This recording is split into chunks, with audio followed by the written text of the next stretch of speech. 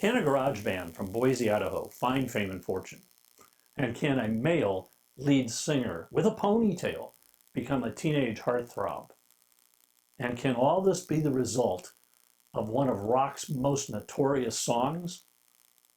All these questions and more will be answered. So let's drop the needle.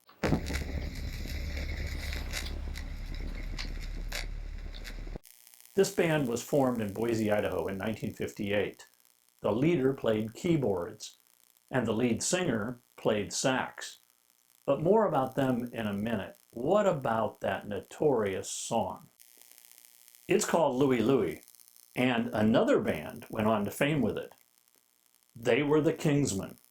The song tells the story of a lovesick Jamaican sailor returning home to see his love. But the way that the Kingsmen recorded it, the lyrics were pretty much unintelligible. And as a result, and this was before any of the internet or any of that, but people started passing around handwritten lyrics that were obscene. Now everyone thought that's what the Kingsmen were singing because you couldn't really tell. This actually resulted in a multi-year FBI investigation of those lyrics.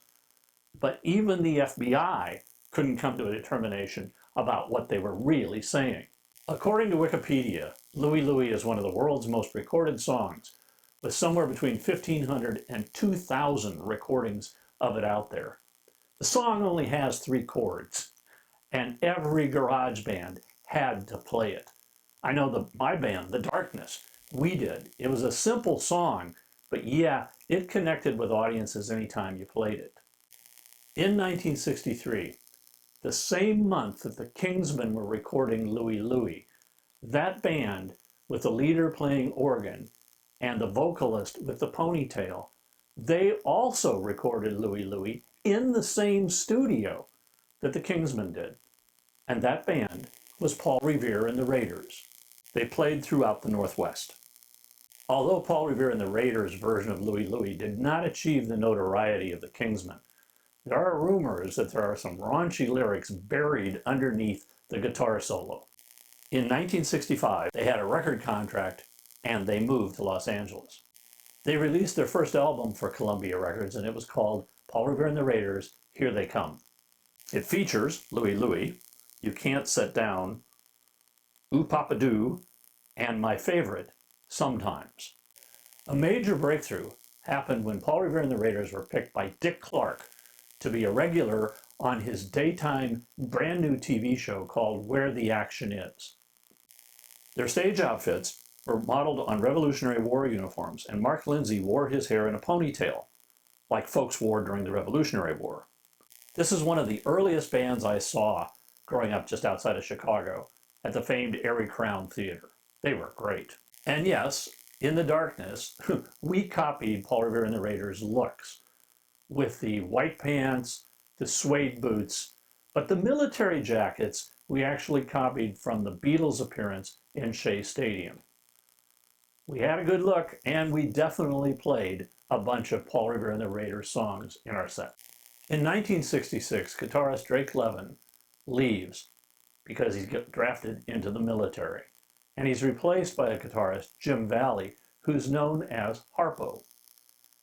In this year, they released 3 albums, some of which Drake is on and some of which Harpo is on. The first album in 1966 is Just Like Us. It includes Stepping Out, Baby Please Don't Go, their first big hit, Just Like Me, a cover of Donovan's Catch the Wind, and of the Stones' I Can't Get No Satisfaction. The band at this time was Mark on vocals, Paul on organ, Drake on guitar, Fang on bass, and Mike Smith on drums. And the album reaches number 5. Their second album in 1966 is Midnight Ride. Kicks is the big super hit. Then there's I'm Not Your Stepping Stone, covered by the Monkees, and a big hit for them. Louie Go Home. Their third album in 1966 actually comes out near the end, and it's called The Spirit of 67, and it contains 3 of their big hits. Good Thing, my favorite Paul Revere and the Raiders hit, Hungry, and The Great Airplane Strike. It's the same lineup as before, but with Jim Harpo also involved. In 1967, they released the album Revolution.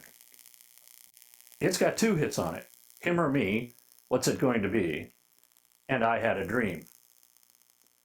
But this is a time of change for the band, because Drake had already left, and now Mike Smith and Phil Volk leave as well. Leaving just Mark and Paul behind to try to rebuild a band that could still produce hits. Meanwhile, Phil and Mike meet up with Drake and form a new band called the Brotherhood, which wasn't very successful, but I talked about it in an earlier episode. Paul and Mark find new replacements, Charlie Coe on bass, Joe Carrera Jr. on drums, and Freddie Weller on guitar. In 1968, they released the album Going to Memphis. Now, this is really kind of a Mark Lindsay solo album, as Paul Revere and the rest of the Raiders only appear on one cut.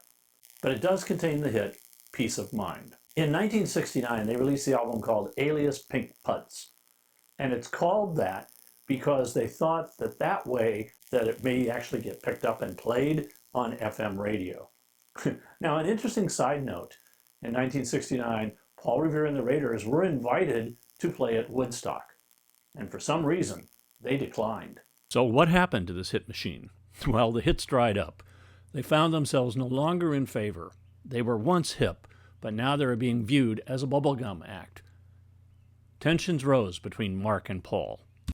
Over the years, the band had morphed from being Paul Revere and the Raiders to Paul Revere and the Raiders featuring Mark Lindsay.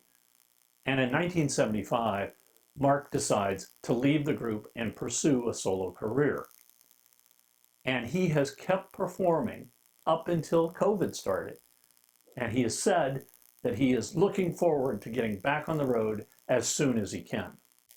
As the core of the Raiders disintegrated, Paul Revere soldiered on, with a number of musicians joining him on a rotating basis, and he kept touring right up until 2014, which sadly was the year that he passed away. Paul Revere and the Raiders certainly had a long, good ride. They had 12 singles that hit the top 30. They had 3 albums that were certified gold. They certainly made a huge impression on a number of teenagers in bands across the country, including me.